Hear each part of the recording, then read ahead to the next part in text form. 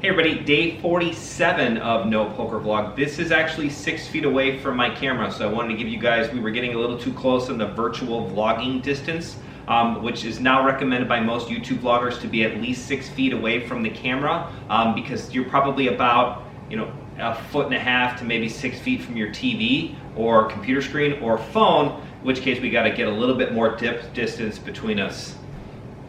I'm kidding, that's not a real thing. Somebody actually asked me that and I thought it was kind of funny. Day 47, hey everybody, how are you guys? We're trying this new spot in the middle of the room so you get to see more of all of the pictures in the background. There are a lot. I have a bit of an obsessive personality, which most of you would know if you come to the events very often, that I get a little weird and crazy sometimes, but it's all right, I like them, they're fun. Day 47, a couple of things I want to talk about today. If you shall notice, and I hope you'll notice, I got a little bit of sun today. It's May 1st.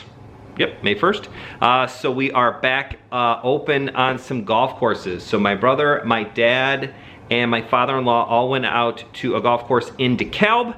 $15 to walk 18 holes. It's pretty fantastic, to be honest, and the course was in wonderful shape. It's right off of Annie Glidden Road, River Heights, I think is the name of the place. It was great. I couldn't go inside. The people were outside waiting for you. You kind of came up. They were doing like, 10 or 15 minute intervals on tee times. I don't remember which one it was. Playing in twosomes. They were pretty strict about the twosome thing, which kind of sucked. Two people in golf is a pretty lonesome way to play. You're alone a lot, especially when you're walking. But it was great to be outside. I wore my Apple Watch for the first time playing. Walked like 6 miles, 11,000 steps. Felt good. Got some sun, which apparently cures a lot of diseases according to some people. I just think that's a funny joke. I'm not gonna tip the scale one way or the other of Ken's political views. Which will bring me to step number 2 of today.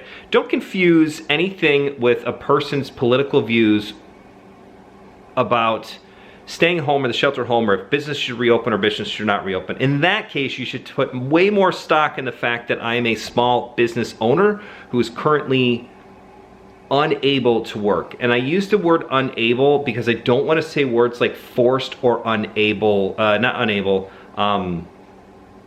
It is not by choice. That choice has been taken away from me, which really upsets me.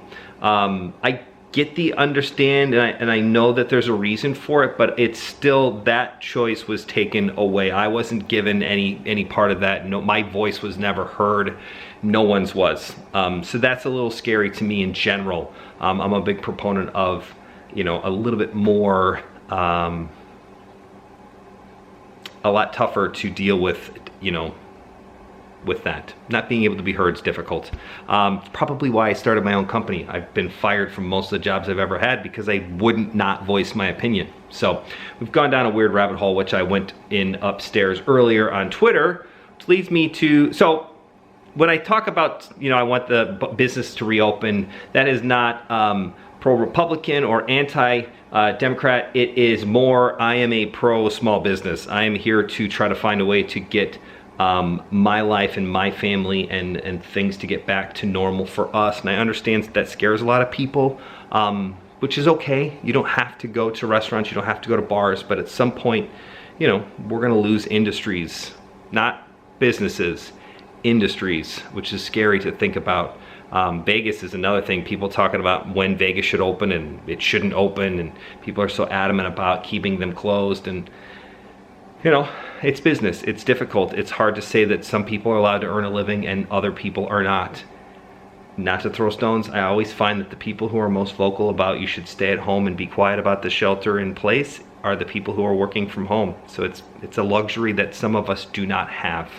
I'm done with my rant. I apologize for that. If I have offended anyone, that is certainly not my intent. My intent is just to get you to know that I'm coming from a good place to say, I want people to be able to go back to their jobs if they are currently not working and they want to go back to work. I want to go back to work.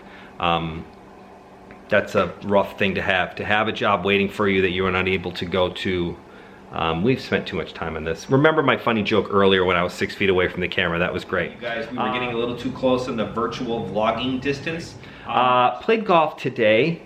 Fell into my rabbit hole upstairs about shelter in place, which happens. Oh! Stage 3 of today's vlog. Indiana, the governor gave a great phases, a roadmap to recovery, roadmap to reopening, and it is really pretty good. I only looked at it briefly. Brandon and I were talking about it. Brandon lives in Indiana, so does my sister and my brother-in-law and my niece and nephews. They're just across the border in Indiana. So, and a lot of you do come from Indiana to play in the events.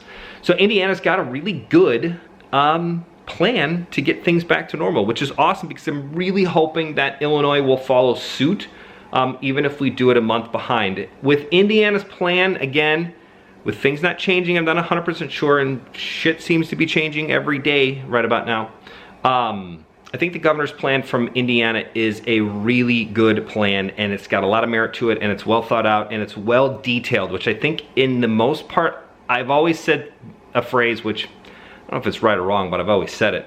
I would rather somebody make a bad decision than just make no decision at all. And I feel like as of right now, as a collective whole, we're just not making decisions. Like, we gotta do something. You can't just hide and not do anything. So I think if Illinois follows suit with this idea, if we do the shelter in place all the way through May with the Indiana governor's plan, which again is detailed and it's a plan.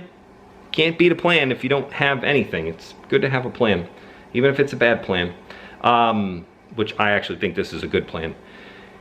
I think that they're going to be about 6 weeks from when they start this phase 2, which for them will start on Monday, and then about 5 to 6 weeks later we could start having events. So if Illinois does something very similar, I think that we will be very close to you know, 4th of July or middle of July events. I was hoping they would do something a little bit smaller size, like the earlier phases when they allow larger groups. They're going to be in groups of 25, and then from 25 they jump to 100, and then after 100 they jump to 250. So once we get into the 100-person range, CCG can run pretty well normal events.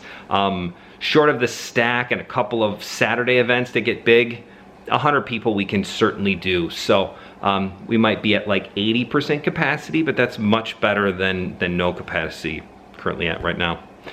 Sorry about today's vlog, guys. I have gone, like I said, deep inside a rabbit hole when I was putting my daughter Quinn to bed, and just, good Lord, Twitter will give you some deep holes to fall into and just read and read and read and read, and good Lord, Lord knows what you'll find.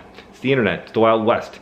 Day 47, we will see you tomorrow for day 48. Excitingly, Monday will be day 50, which will be my full recap of the first 6 episodes of The Last Dance. See you tomorrow, buddy. Day 48. Bye.